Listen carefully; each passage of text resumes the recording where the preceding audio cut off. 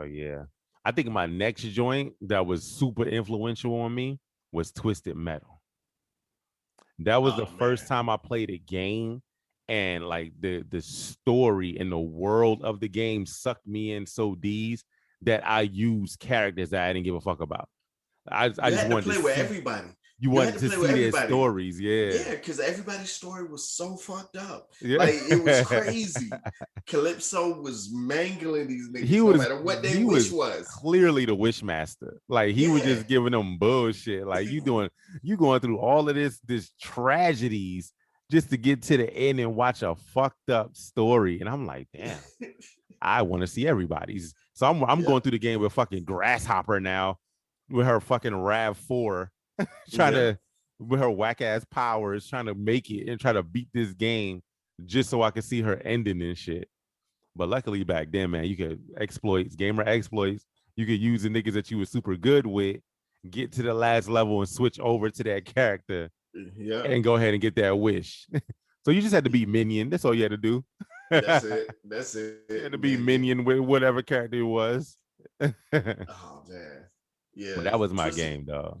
Twisted Metal was dope. Like I have a lot of love for every single Twisted Metal except for the what was the super cartoony one they had on the PlayStation 2. Mm. What was it called? I don't know. But it looked like Mad Taxi or Crazy Taxi.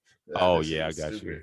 When they went black though, and they went Yeah. super realism, I said, Yeah. "Oh shit, this shit is different." It took me a minute to get used to it, but that graphic enhancement, that shit was lit. And then the stories got sicker, and I was like, "Okay." Yeah. Yeah. And like they really like just made Sweet Tooth the bad guy. Like he was just the man in these games. Like Yeah, Sweet before Tooth. he was just a participant, and now it Right. was like now he's the dude for you to look out for, and I was like, "Oh, Yeah. okay." Like he was always like a serial killer. I think in every game he was a serial killer, Yeah, but yeah. he was never powerful. Like he was just crazy. But yeah, it that's a dope game. I think we're due for a new Twisted Metal game here in the I've next I've couple been years. saying that for a minute. Y'all got a whole PS5. We got like the top of the line 4K graphics. If y'all did a Twisted Metal game that looked like Forza, that shit would be the best game ever. It would, but let's be real, dog. Like right now, this next gen, the whole situation for the next gen is just trash right now. I don't understand what they got going on. Wow, what you Like say? I don't feel like the I've never not been pressed to get a Mm, next gen console. Like I don't really need the PlayStation. I don't really need the Xbox. right, right. Yep. Yeah. So I don't know, man.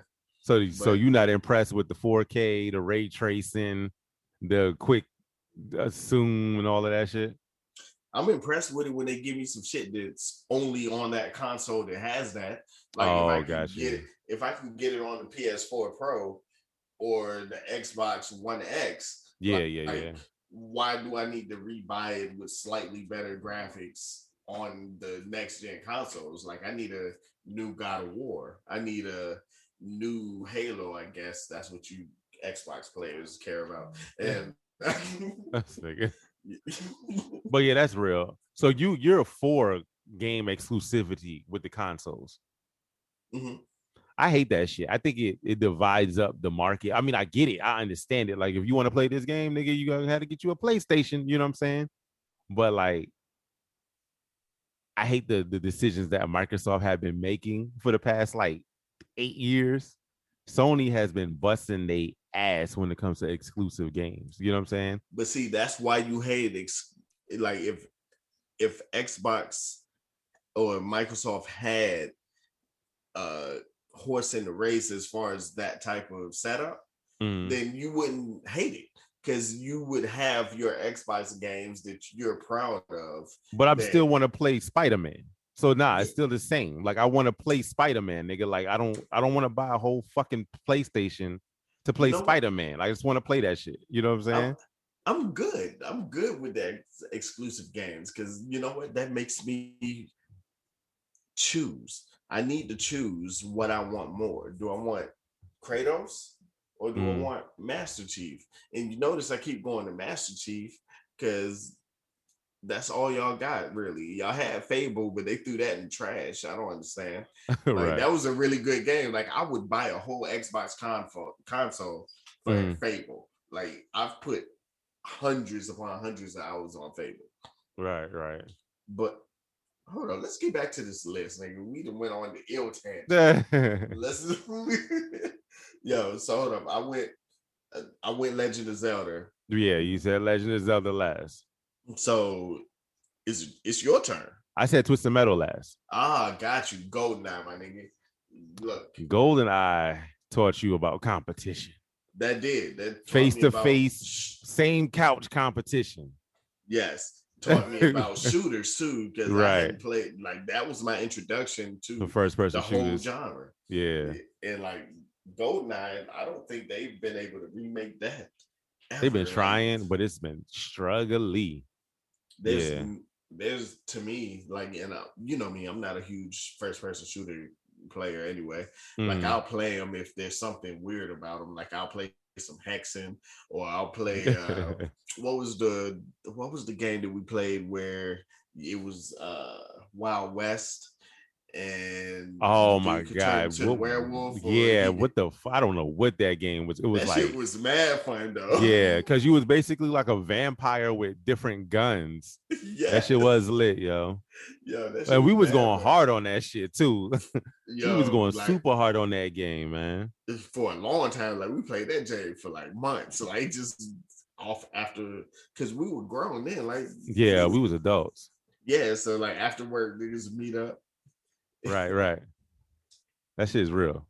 Yeah, that Um, shit. yeah, you right. GoldenEye put me on to first person shooters because um that was, like you said, the competition was there, to learning how to aim, because it wasn't no ADS, and it was the reticle, my Right. nigga. Like you put that reticle on the dude and you had to shoot. You learned about hitboxes because everybody knew that little motherfucker with the hat. You couldn't hit his bitch ass unless you Yeah. know what I'm saying. You had to aim down at this nigga to get the headshot, and so like that shit taught you so much, and it also taught you embarrassment, because when that burning that blood would come, then nigga, you're finished. Yep. Get off the couch. That was the first game that I played that had like the one shot kills, where they had that mode, man with the golden gun. The Like golden you just gun run up mode, on a yeah, nigga, bow. yeah. It's over. As a non-Nintendo console owner, I never played the GoldenEye story. Like I never played through the levels. Right. I only played the multiplayer. Mm. That's it. The story was dope. The story was dope, but That the game is ugly multiplayer is though. what sold it. I mean, yes, I mean, everything before from its that. time, that shit was lit, but that shit's ugly as hell. Yeah, but everything from then is Yeah, it ugly. was Like nasty. there's It was nasty looking. like, yeah. I'm about to say it's just the way it is. But when it was out originally, that was the realest shit ever. They look like real people to me. Like, Yeah. yo, they look just like they did in the movie. Is that yo, is that what's the dude with the jaw? Lockjaw. Lockjaw? Is that Lockjaw? Yeah, man, it was crazy. But But that shit funny. That shit leads right into my next joint, which is Tekken 2. okay. Tekken Tekken 2. 1 was okay, right? Yes, But it was Tekken, ugly as fuck, it but was ugly. But Tekken 2 was the game where I was like, oh shit, they look real. mm-hmm. And I go back now and I'm looking at these fucking polygons. These niggas' joints wasn't even connected. They arms is floating like Rayman. And I was like, Yep. what the fuck was I talking about? Like, what? There's nothing real about this game. But back then, I remember being at Playland in New York City on 42nd Street in Times Square. And I walked in and I saw somebody using Law. And my man, he did the grapple where you run up his dude chest, and he did the Yeah. backflip. And I was like, mine was blown, bro. I was like, what is this game? And then it came home on consoles, and I was like, dog, I gotta get it. I gotta get That's Tekken 2. that's what attracted me to it was the throws. Like Mm-hmm. that's what did it. Like the animation behind the throws and things of that Yeah. nature, and the fucking punch animation with the little silver blood that would come out. Oh yeah, Like whatever that. that spark was, like they always Mm-hmm. had that. And it was just like, it was just so dope because now it was 3D. You could Yep. sidestep, you could walk all the way around the motherfucker and get behind them. And Yep. then if you knock the nigga back far enough, you could run up on them and shoulder tackle them. And I was like, dog, this is lit, man. Like this game is really different. The characters had their own fighting styles. I was like, yo, this is the one, man. I played that game forever. Yo, I Real. did too. Uh Tekken 2, right? Well, Mm-hmm. Tekken and Tekken 2, I got introduced to that when I lived in Georgia. Mm-hmm. Me and my school friend back then, like somehow I would just go and I would just pick out random games. And the first game that I picked out Mm-hmm. was actually Street Fighter Alpha. Like Mm. that was the first fighting game that, like, not the one that I played, but the one that let me know that this was some shit that I really, really wanted to get good at, like Right, fighting right. games. And Street Fighter Alpha 1, I bought that in Warner Robins. And yo, like we used to play the hell out of it. Like it was so dope and it looked like an anime to me. It did, yeah. And that's when they changed that style up and they made it look like anime. I was impressed with that shit. I said, Yeah. oh damn, this shit look dope. The shadow moves. I said, oh, this is Yep. fire. This is Yep. fucking fire. Oh, then we get that's the game that introduced us to that super meter. Yep. Because we hadn't had that all Exactly. the way up before then. You know what I'm saying? If you play SNK, you had your rage meters, but I'm talking about the super meter where it was like, oh, I could do a little move or I could do a big move. You know what I'm Yep. saying? And waste the whole meter. But Because I want to say it had the EX moves in there too. yeah. So yep. And you had to strategize. Like, do I use Mm-hmm. an EX move to do more damage here? Or do I just wait and try to finish this nigga with something dope and get that hyper combo finish? Because when that screen light up and that nigga, dog, there was nothing a nigga could say to you. You Nah, it nigga, was you're done. dead. There's a Just shut up. star on the screen when my nigga's in the middle of it. You're dead. You know what I'm saying? Yep. I was always a Ken fan. Yeah, me Always too. like Street Fighter in general. Always picked Ken Mm-hmm. because I felt like the same way I feel with anime and things like that. The main character, I can't main them. Like they can't be my main entertainment because they're Right. the main character. So Ryu's the main character to me in Street Fighter, no matter what. He's the guy. Mm-hmm. So Ken was close enough. Like he's the Vegeta of Street Fighter. So let's get it. That's a fact. And I think I just like the Dragon Punch better than Fireballs anyway. And Yeah, back then they was exactly the same. They was equal. But when yeah, you got to that Alpha series, he that's had when the they started flame. separating them. Yeah.